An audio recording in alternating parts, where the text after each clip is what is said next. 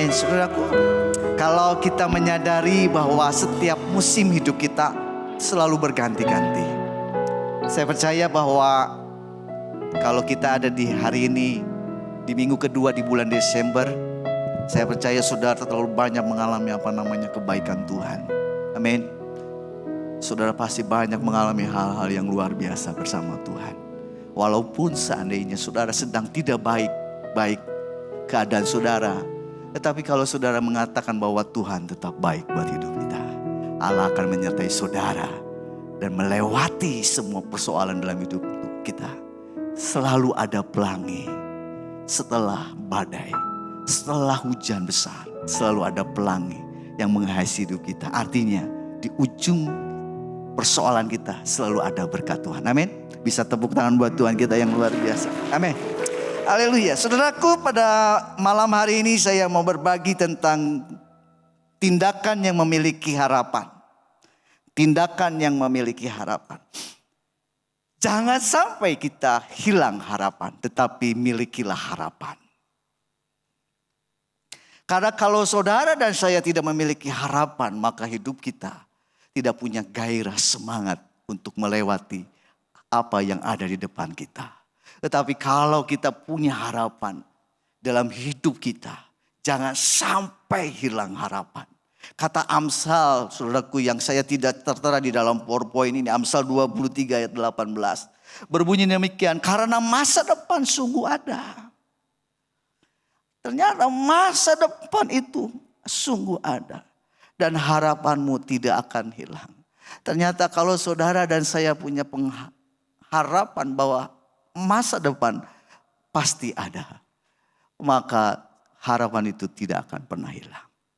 Kalau saudara baca ayat sebelumnya 17, mengatakan janganlah kamu iri kepada orang-orang yang berdosa, tetapi takutlah akan Tuhan senantiasa. Artinya jangan sampai perhatian saudara kepada orang-orang di luar sana, keberhasilan orang-orang di sana, sehingga kita punya iri hati. Kenapa Tuhan mereka yang tidak percaya Yesus diberkati seolah mereka berhasil, tetapi aku yang takut Tuhan, kenapa aku seolah-olah persoalan demi persoalan tidak akan pernah selesai. Maksud Tuhan, jangan sampai harapan kita hilang. Dalam Yesaya, saudaraku, pasal 65 ayat 8 sudah berbunyi demikian. Beginilah firman Tuhan, seperti kata orang, jika pada tandan buah anggur masih terdapat airnya, janganlah musnahkan itu, sebab di dalamnya masih ada berkat. Demikianlah aku akan bertindak oleh karena hamba-hambaku, yakni aku tidak akan memusnahkan sekalian. Jadi kata firman Tuhan, kata orang saja kalau dalam sebuah tandan buah anggur masih ada airnya, jangan dimusnahkan, jangan dibuang. Masih ada berkat Tuhan. Jangan sampai kita hilang pengharapan. Boleh kita susut pengharapan kita.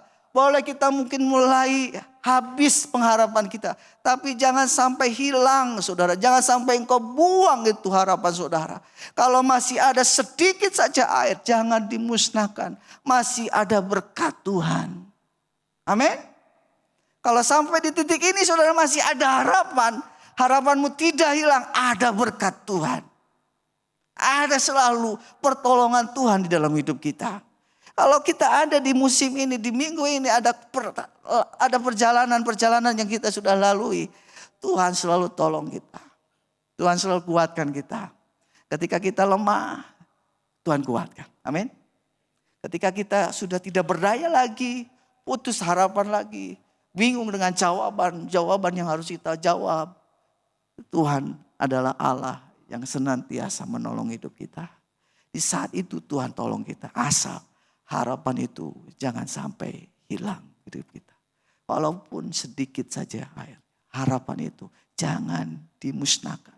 Jangan dibuang. Jangan diabaikan. Jaga itu. Harapan itu. Supaya apa? Di sana ada berkat Tuhan toh. Tuhan selalu buat jalan. Selalu mengadakan mujizat di waktu-waktu yang tidak kita harapkan. Yang tidak kita inginkan. Karena Tuhan punya kuasa untuk menolong kita. Kapan saja. Di mana Tuhan menyatakan buat kita. Untuk apa? Untuk engkau dan saya memuliakan Tuhan. Ketika Tuhan tolong kita. Tuhan yang menolong hidup kita. Amin. Nah, sore malam hari ini kita mau sama-sama belajar kepada seorang perempuan yang luar biasa. Namun saudara boleh baca dulu di dalam Mazmur 40 ayat 5. Banyaklah yang telah kau lakukan ya Tuhan Allahku. Perbuatanmu yang ajaib dan maksudmu untuk kami. Tidak ada yang dapat disejajarkan dengan engkau. Aku mau memberitakan dan mengatakannya, tetapi terlalu besar jumlah yang dihitung. Saya rindu semua kita menggenapi ayat ini. Bahkan mengatakannya. Tidak ada yang sejajar dengan Tuhan. Tidak ada yang sama dengan Tuhan kita. Karena Allah melakukan perkara-perkara yang besar atas hidup kita. Kalau Tuhan melakukan perkara-perkara yang besar dalam hidup kita, maka mulut ini akan mengatakan Tuhan sungguh terlalu besar. Pernah di mulut kita keluar perkataan, oh tidak ada Tuhan yang seperti Tuhanku. Tuhan selalu tolong. Tuhan melakukan perkara-perkara yang besar. Allah selalu melakukan jauh lebih banyak dari apa yang kita doakan dan pikirkan. Tuhan melakukan perkara-perkara yang besar dalam hidup kita. Ketika apa? Saudara mengalami kebesaran Tuhan. Kalau saudara bangun pagi dan saudara bisa tertunduk di hadapan Tuhan. Bisa bersela, berdiam diri di hadapan Tuhan. Dan kau bisa menghitung berkat-berkat Tuhan. Terlalu besar, terlalu banyak, terlalu tidak bisa dihitung oleh apapun juga. Dan ketika engkau mengetahui berkat Tuhan tidak pernah bisa dihitung, maka engkau akan mengagumi karya Tuhan dalam hidup kita. Amin. Sore malam hari ini kita mau belajar kepada seorang perempuan, saudaraku. Perempuan Sunem dan anaknya. Tindakan yang memiliki harapan. Ini penting. Tindakan yang memiliki harapan. Perempuan Sunem dan anaknya. Saudaraku, ketika saya mempersiapkan bahan ini tentang perempuan Sunem dan anak, saya baca berulang-ulang. Saya cari nama dari perempuan Sunem ini. Dari perjanjian lama sampai ke perjanjian baru tidak ditemukan sebuah nama perempuan Sunem ini. No name. Tidak tertera namanya. Tidak dicatat namanya. Sampai saya nanya Tuhan, kenapa Tuhan tidak tulis namanya? Gampang toh. Kenapa saya katakan begitu? Karena perempuan Sunem ini bukan perempuan biasa, saudara. Perempuan Sunem ini adalah perempuan yang baik hati pertama. Dia perempuan yang murah hati. Yang kedua, wanita ini adalah wanita yang tidak banyak meminta. Dan yang ketiga, perempuan ini adalah perempuan yang kuat. Saudara ingat 3 hal ini. Kita mau belajar bersama-sama kita kupas pada malam hari ini. Ada tindakan iman yang luar biasa dalam perempuan Sunem ini. Sampai saya pikir, Tuhan kasih dong nama buat aku tahu siapa yang sebenarnya. Enggak, saudaraku. Yang saya dapat dari perenungan yang saya siapkan pada malam hari ini adalah Tuhan memberikan sesuatu yang hebat, luar biasa buat saya. Yaitu next quotes buat perenungan firman Tuhan pada malam hari ini. Apa arti sebuah nama besar tanpa perbuatan nyata? Saya cari nama perempuan Sunem ini. Tidak ada, saudara. Tidak nemu. Yang ada adalah perbuatan perempuan Sunem ini yang luar biasa. Apa arti sebuah nama besar, kekayaan besar, tanpa engkau berbuat sesuatu di dalam hidup kita? Apa namanya kita tertera namamu di mana saja tanpa perbuatan besar di hadapan Tuhan?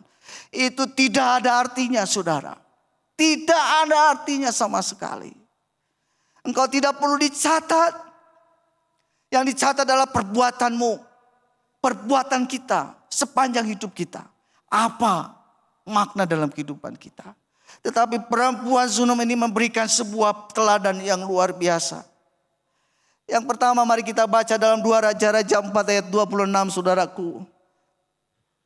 Larilah menyongsongnya dan katakanlah kepadanya, selamatkah engkau? Selamatkah suamimu?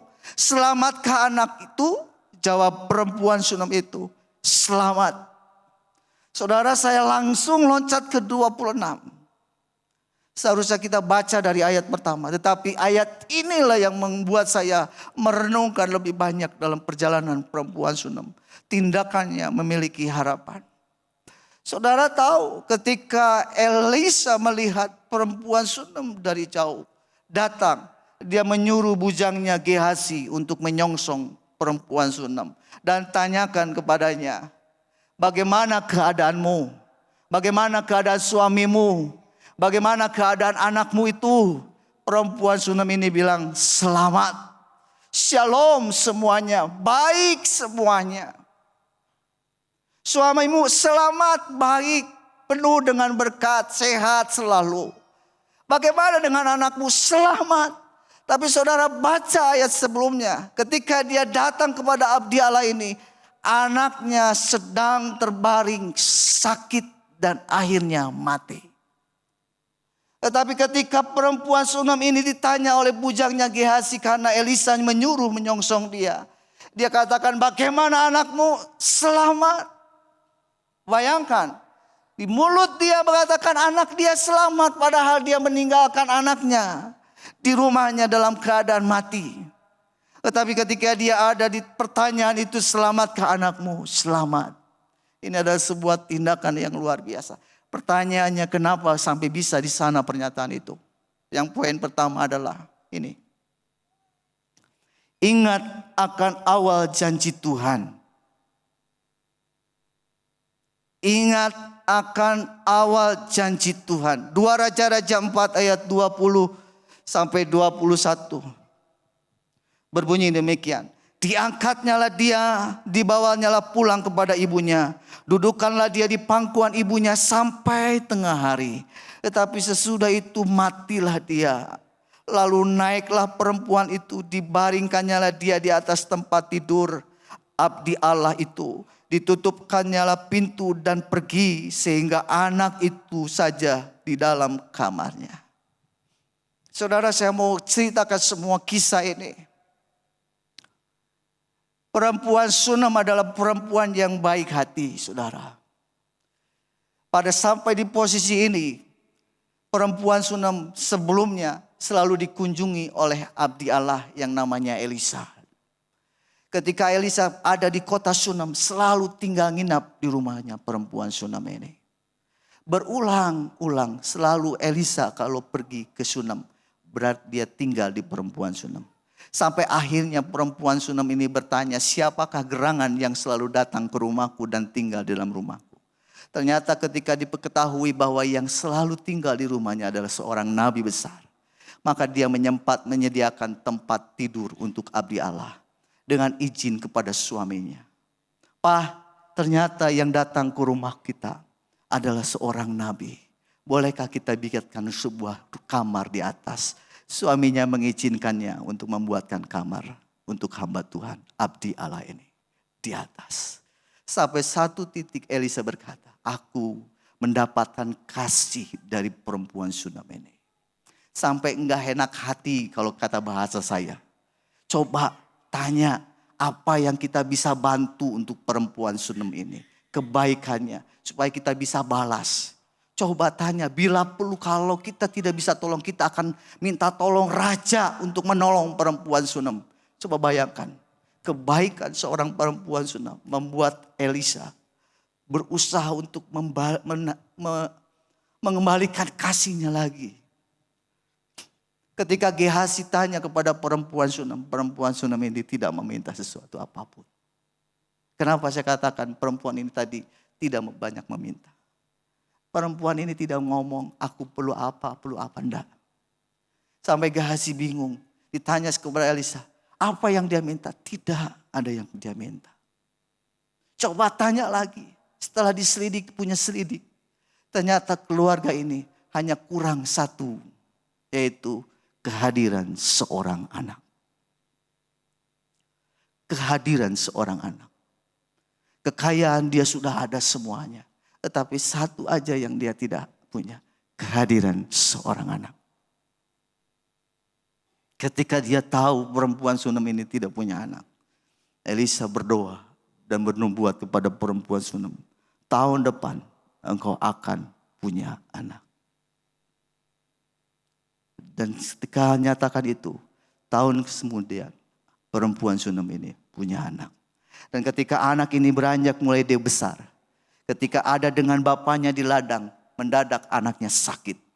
Dan ketika anaknya sakit, bapaknya bilang bawa anak ini kepada ibunya. Suruhnya bujang memberikan anak ini kepada ibunya. Ketika anak ini sampai di pelukan mamahnya, perempuan Sunem ini, dia mengasuhnya, memeliharanya sampai tengah siang hari. Ternyata anak ini akhirnya mati. Dan apa yang dilakukan perempuan Sunem? Dia membawa anak itu, yang mati itu, ke atas, di mana abdi Allah pernah tinggal di situ. Di kamar abdi Allah itulah anak itu dibaringkan tergeletak sendirian. Saya menyoroti ini loh saudara. Kalau saudara punya ingatan tentang kasih Tuhan yang mula-mula dalam hidupmu, engkau akan mengingat disitulah Allah mengatakan janjinya. Di tempat inilah Allah memberikan kuasanya, perjanjiannya. Sehingga perempuan Sunem ini datang kepada di tempat di mana abdi Allah pernah tidur di kamarnya. Anak itu dibaringkannya di sana, saudara. Kalau engkau punya tindakan harapan yang sungguh-sungguh punya harapan, tindakanmu akan melakukan ini. Karena saudara ingat akan kasih yang mula-mula dengan Tuhan. Yuk saudaraku, cintamu yang mula-mula dengan Tuhan itu seperti apa? Yang membuat engkau bergebu-gebu dengan Tuhan. Membuat engkau ingat selalu dengan Tuhan karena ada cinta yang mula-mula. Di tempat itu Allah menyatakan janjinya. Lewat kamar ini abdi Allah itu menyatakan engkau punya anak. Tahun depan engkau akan punya anak. Dan ketika anak ini sudah mulai dewasa dan akhirnya mati. Anak itu digeletakkannya, dibaringkannya di kamar itu. Untuk mengingat awal mula anak ini hadir lewat kamar itu. Saudara, kasih dalam Tuhan. Untuk membangkitkan imanmu, harapanmu, engkau harus ingat tentang janji Allah dari awal. Yang mula-mula yang kau terima. Cintamu yang mula-mula yang menggebu-gebu itu seperti apa. Dan kau harus ingat selalu. Kenapa? Cinta mula-mula itu yang membuat engkau cinta semakin dengan Tuhan. Walaupun mungkin ada banyak orang mengatakan Tuhan ingkar janji. Dalam Roma 4 ayat 20 sampai 21. Tetapi terhadap janji Allah ia tidak bimbang karena ketidakpercayaannya. Malah ia diperkuat dalam imannya dan ia memuliakan Allah. Dan dengan penuh keyakinan bahwa Allah berkuasa untuk melaksanakan apa yang telah dijanjikannya. Artinya ketika saudara mulai kekurangan iman, engkau harus menguatkan imanmu. Menghadap Tuhan, datang lagi kepada Tuhan.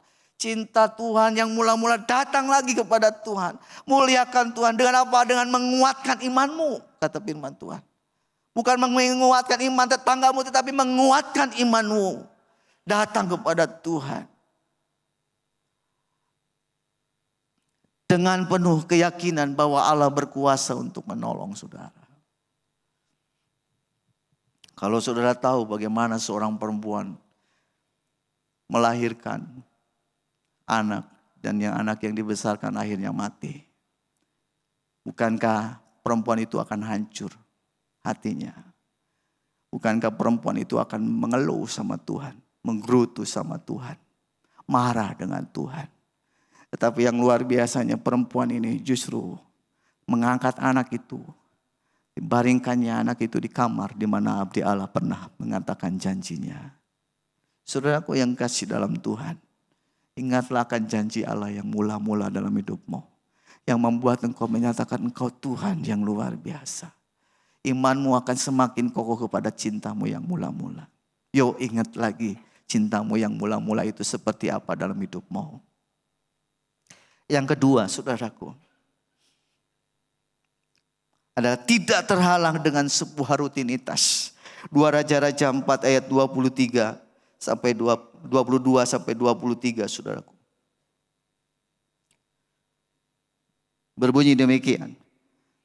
Sesudah itu ia memanggil suaminya serta berkata, suruh kepadaku salah seorang bujang dengan membawa seekor keledai betina. Aku mau pergi dengan segera kepada abdi Allah itu dan akan terus pulang. Berkatalah suaminya, mengapakah pada hari ini engkau hendak pergi kepadanya? Padahal sekarang bukan bulan baru dan bukan hari Sabat. Jawab perempuan itu, jangan khawatir. Saudaraku yang kasih dalam Tuhan, tindakan yang memiliki harapan saudaraku tidak terhalang dengan sebuah rutinitas. Perempuan ini menyeru kepada suaminya, memanggil suaminya, berikanlah seekor keledai dengan bujangnya untuk membawa aku kepada abdi Allah. Kata suaminya kepada istrinya, bukankah ini bukan bulan baru? Bukankah ini bukan hari Sabat? Kenapa engkau pergi kepada abdi Allah itu? Jangan halang-halangi aku, kata Firman. Jangan khawatir. Maka perempuan itu pergi. Jangan terhalang oleh sebuah rutinitas. Kata suaminya, ini bukan bulan baru. Kenapa engkau pergi? Ini bukan hari Sabat, ini bukan hari Sabat. Kenapa engkau pergi? Jangan halangi aku. Aku mau datang. Walaupun ini bukan hari Sabat, ini bukan hari bulan baru atau perjamuan kudus. Atau hari Minggu datang. Kalau ini untuk Tuhan aku pergi. Saudaraku, seringkali saya melihat dalam kehadiran jemaat Tuhan. Kalau perjamuan kudus jumlah jemaat banyak yang datang. Betul saudara, banyak. Hari Minggu juga banyak. Tetapi kalau hari-hari lain, apakah jumlahnya sama, keinginannya sama? Tetapi kalau saudara tahu, engkau butuh Tuhan. Tidak harus menunggu hari Sabat. Tidak harus menunggu hari bulan baru. Engkau datang kepada Tuhan. Istri ini, perempuan ini. Enggak, saya harus pergi kepada hamba abdi Allah itu. Jangan halang-halangi aku datang kepada Tuhan.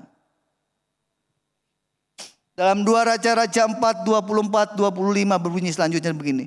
Dipelanailah keledai itu dan berkatalah ia kepada bujangnya, tuntunlah dan majulah. Jangan tahan-tahan aku dalam perjalananku, kecuali apabila aku katakan kepadamu. Demikianlah perempuan itu berangkat dan pergi kepada abdi Allah itu di Gunung Karmel. Segera sesudah abdi Allah melihat dia dari jauh, berkatalah ia kepada Gehazi bujangnya, lihat perempuan Sunem itu datang. Kata perempuan Sunem ini kepada suami, jangan tahan-tahan lagi aku untuk datang kepada abdi Allah. Biarkanlah aku pergi ke Gunung Karmel, di mana abdi Allah itu berada. Kecuali kalau aku katakan kepada bujangnya, berhenti, maka berhenti. Keinginan kepada Tuhan, itu jangan ditahan-tahan saudara. Keinginan kepada rumah Tuhan itu jangan ditahan-tahan. Kerinduan saudara kepada Tuhan jangan ditunda-tunda. Tuhan sibuk. Tuhan pengen kau datang sama Tuhan. Siapkan waktumu. Jangan tahan-tahan, kata perempuan itu. Walaupun aku harus naik ke Gunung Karmel. Perjalanan yang tidak mudah. Harus menghabiskan tenaga dan waktu. Tetapi perempuan ini tidak mau menahan-nahan. Aku perlu datang kepada Tuhan. Aku perlu datang kepada Tuhan. Untuk melihat perbuatan Tuhan yang luar biasa. Yuk datang sama Tuhan. Lebih lagi giat dengan Tuhan. Tindakan yang memiliki harapan itu. Orangnya tidak pernah nahan-nahan. Sampai di satu posisi, satu titik saya punya pengertian yang luar biasa yang saya dapat dari Tuhan. Kenapa bukan seorang pria ya yang menjadi perempuan? Jadi contoh. Tetapi kenapa si perempuan Sunem? Ya toh? Kenapa perempuan? Di sini yang hadir perempuan dan laki banyak mana? Perempuan. Yang paling hebat ngurus anak laki atau perempuan? Perempuan. Kalau anak sakit yang paling setia ngurus anak laki atau perempuan? Hah? Laki? Istri saya bilang, apa si Koko nyuapin anak gak bisa lama, gak sabaran. Saya selalu sabar nyuapin anak. Perempuan luar biasa. Maka ayat tadi bilang, berikan anak ini kepada istriku, kepada ibunya. Kenapa? Perempuan itu kuat, luar biasa. Mengandung anaknya 9 bulan, bukan 12 bulan. 9 bulan. 9 bulan. Oh, tapi perempuan itu luar biasa. Hebat, saudara. Walaupun dia harus naik ke Gunung Karmel, aku tahu harus banyak tenaga dikeluarkan. Enggak, aku harus pergi ke sana. Perempuan itu hebat, luar biasa. Tetapi memberikan sebuah teladan buat kita, iman kita. Luar biasa buat hidup kita. Jangan sampai terhalang oleh sebuah rutinitas dalam kehidupan kita.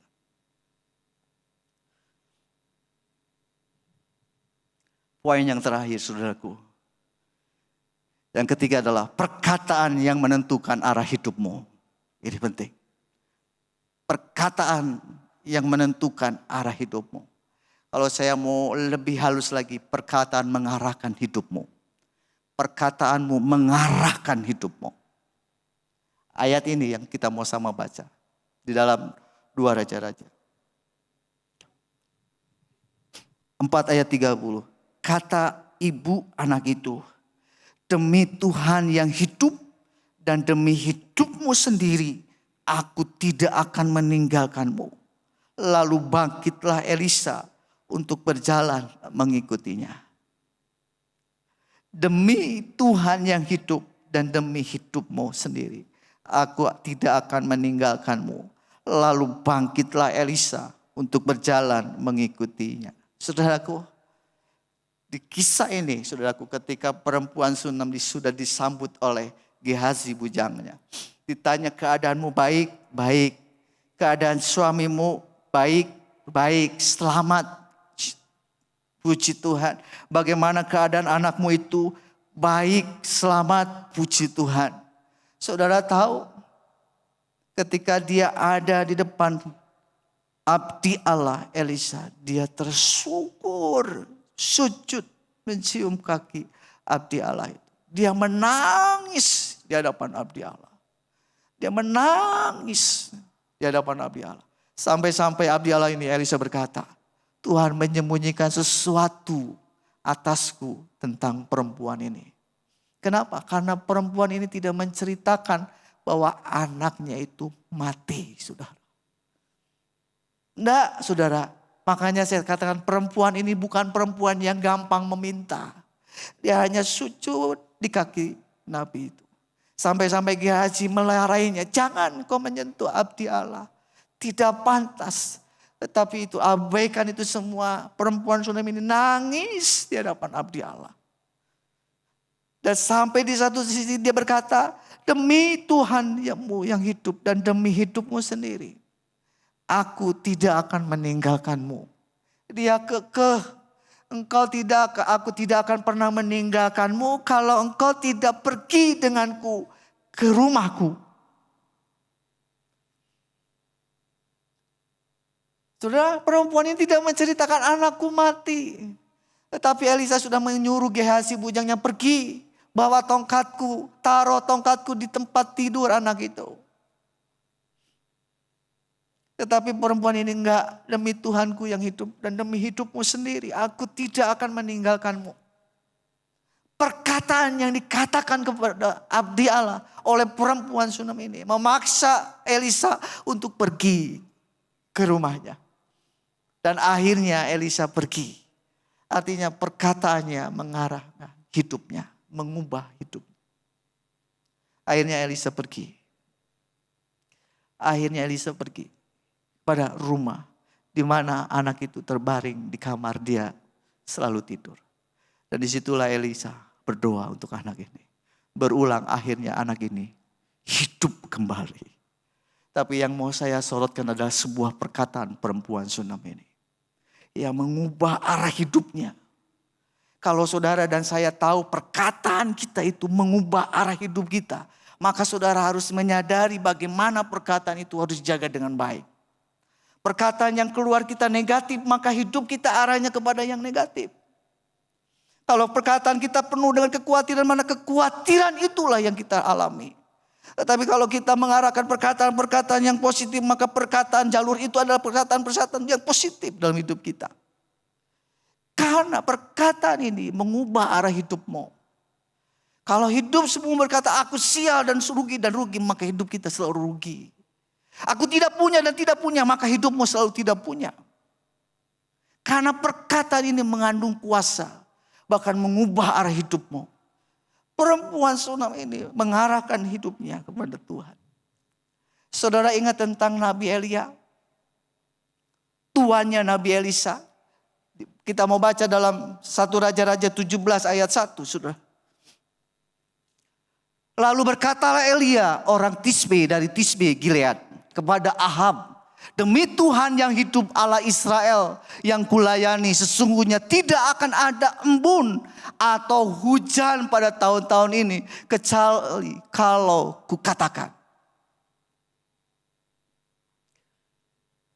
Kata Elia kepada Raja Ahab, tidak akan pernah turun embun, tidak akan pernah turun hujan, kalau tidak kukatakan hujan turun. Saudara baca, berapa lama hujan tidak turun? Ada yang tahu? Yang bisa jawab boleh pulang duluan. Ada? Atau semua pura-pura tidak tahu karena Petrap ingin dengar firman Tuhan. Saudara, berapa lama? 3,5 tahun. Waktu yang pendek? Waktu yang panjang, saudara. Mulut Elia menjaga jangan sampai aku ngomong turun hujan. Karena kalau aku ngomong turun hujan, maka hujan itu turun. Artinya selama 3,5 tahun Elia tidak berbicara ngomong tentang hujan bakal turun. Kering, kerontang, luar biasa. Kenapa? Karena embun pun tidak turun. Saya tadi pagi keluar untuk ibadah 1. Tumben-tumbennya tadi pagi embun itu masih ada, saudaraku. Ih, keren, luar biasa. Oh, Elia berkata, embun pun tidak akan turun. Hujan pun tidak akan turun. Kalau tidak aku katakan, hujan turun. 3,5 tahun, saudara. Elia nahan hujan. Pawang hujan bisa 3,5 tahun. Elia 3,5 tahun. Hebatnya sebuah perkataan. Dan setelah 3,5 tahun, Elia berdoa kepada Tuhan. Tuhan, turunlah hujan. Dan Elia bilang kepada, lihat, apakah hujan sudah turun? Tidak. Sampai berdoa berulang-ulang. Elia berdoa. Baru kelihatan setelapak awan saja. Dan ketika dikatakan ada setelapak awan naik dari laut. Elia berkata katakan kepada Raja Ahab, cepat pulang, hujan bakal turun. Dan apa yang terjadi? Ketika Elia menyatakan hujan turun, hujan itu turun begitu luar biasa. Arti perkataan ini, saudara, perkataan mengandung kuasa. Kalau kita berkata aku tidak punya, aku susah, aku bingung. Dan kebingungan itu yang terus menghantui hidup kita. Aku tidak selalu mampu, tidak mampu, tersanggup, maka semuanya tidak sanggup. Karena mulut itu mengandung kuasa. Mengarahkan hidupmu. Dan yang terakhir mau beri contoh seorang perwira ajudan Raja Aram. Dalam 2 Raja-Raja 7 ayat 1-2, saudaraku. Lalu berkatalah Elisa, dengarlah firman Tuhan. Beginilah firman Tuhan, besok kira-kira waktu ini, sesukat tepung yang terbaik akan berharga sesikal. Dan 2 sukat celai akan berharga sesikal di pintu gerbang Samaria. Tetapi perwira yang menjadi ajudan raja menjawab abdi Allah, katanya, sekalipun Tuhan membuat tingkap-tingkap di langit, masakah hal itu mungkin terjadi?